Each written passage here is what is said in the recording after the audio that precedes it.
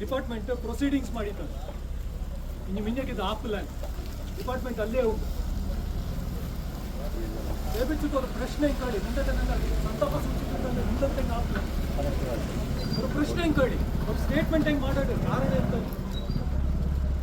ಹೆಂಗೆ ರಿಪೋರ್ಟ್ ಎಂತ ಐಪ ಗೊತ್ತುಂಟ ಪ್ರತಿ ತುರಿ ಆನೆಪಿನ್ಯ ಎಲ್ಲ ಗಲಾಟೆ ಆಯಿ ಇಚ್ಚಕ್ಕೆ ಪ್ರೊಟೆಸ್ಟ್ ಆಯಿ ಬರೀ ಕಾಂಪನ್ಸೇಷನ್ ಇನ್ಕ್ರೀಸ್ ಮಾಡೋಕ್ಕಂತ ಅವ್ರು ರಿಪೋರ್ಟ್ ಐಪ ಸರ್ಕಾರದಲ್ಲಿ ರಿಪೋರ್ಟ್ ಉಳ್ಳ ಅದು ಹಂಗ ಕಾಂಪನ್ಸೇಷನ್ ಕಾಯ್ತಾ ಇಲ್ಲಿ ನಿಂದೆ ಹತ್ತು ಬರೀರಿ ಎನ್ನ ಬೈಕ್ ನಿಪ್ಪಿರಾ ಸಣ್ಣಗೆ ಹೆಂಗೆ ಹಠ ಕುಡೀರಿ ಇಲ್ಲದ ಗೋಚಂಗೆ ಆಪ್ಲೆ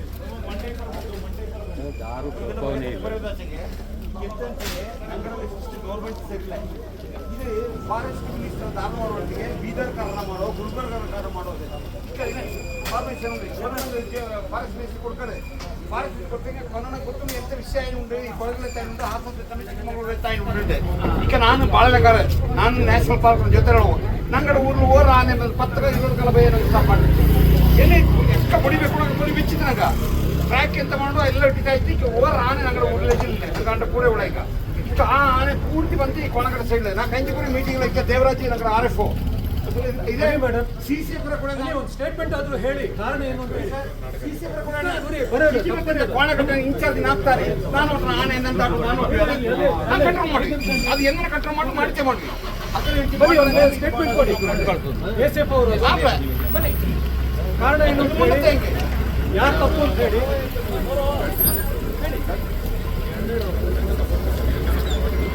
ಯಾವ ಆಫೀಸರ್ ಅಂತ ಪರಿಚಯ ಮಾಡ್ಕೊಳ್ಳಿ. ನನಗಲ್ಲ ಅವರಿಗೆ ನೀವು ಏನು ಮಾಡ್ತಿದ್ದೀರಾ? ಆನೆಗಳನ್ನ ಇಲ್ಲಿ ಸಾಕ್ತಿದ್ದೀರಾ?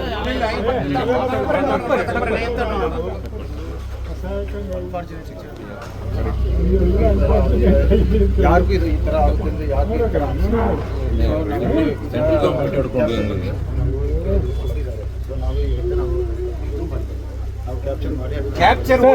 ಹೋದ್ಸಲ ನೀವು ಕ್ಯಾಪ್ಚರ್ ಮಾಡಿದ್ದು ಮಾರ್ಚ್ ಅಲ್ಲಿ ಮಾಡಿದ್ದಕ್ಕೆ ಕ್ಯಾಪ್ಚರ್ ಮಾಡಿದ್ದು ಬೇರೆ ಆನೆ.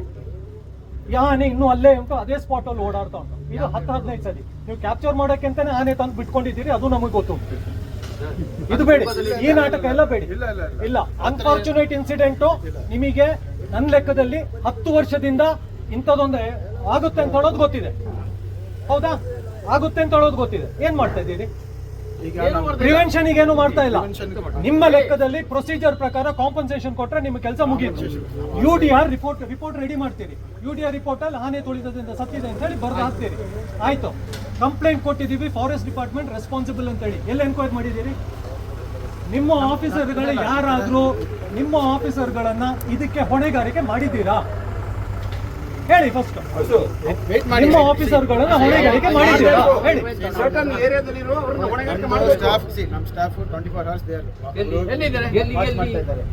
ಯಾನೇ ಎಲ್ಲಿ ಹೋಗ್ತಾ ಇದೆ ಅದೆಲ್ಲ ಪೂರ್ತಿ ನಮ್ಮ ಸ್ಟಾಫ್ ಟ್ರ್ಯಾಕ್ ಮಾಡೋದಷ್ಟೇ.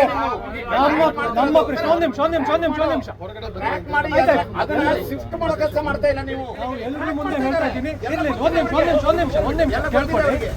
ನನ್ನ ಪ್ರಶ್ನೆ ಇಷ್ಟೇ, ಆನೆ ಫಾರೆಸ್ಟ್ ಇಂದ ಹೊರಗೆ ಬರೋದನ್ನ ನೀವು ನಿಲ್ಲಿಸ್ತೀರೋ, ಒಳಗಡೆ ಇರೋ ಆನೆ ನಮ್ಮನ್ನ ಕೊಲ್ಲೋದಿಲ್ಲ ಅಂತ ನೀವು ತಡಿತೀರೋ? ಯಾವ್ದಾಗ್ಬೇಕಾಗಿರೋದು? ಫಾರೆಸ್ಟ್ ಇಂದ ಹೊರಗೆ ಬರೋದಿರೋದು ನೋಡ್ಕೊಳ್ಳೋದು ನಿಮ್ ಜವಾಬ್ದಾರಿಗೆ. ಒಳಗಿರೋದನ್ನ ನೀವು ಹೊರಗೆ ಹೋಗಿಸೋದು ಇಲ್ಲ, ಇಲ್ಲಿ ನಮ್ಮನ್ನ ಅದರಿಂದ ರಕ್ಷಣೆನೂ ಮಾಡ್ತಾ ಇಲ್ಲ. 24 ಗಂಟೆಗೆ ನೀವು ಎಷ್ಟು ಸ್ಟಾಫ್ ಇದ್ದಾರೆ? ಪ್ರತಿ ಆನೆಯಿಂದ 10 ಜನ ಇದ್ದಾರಾ? ಇಲ್ವಲ್ಲ.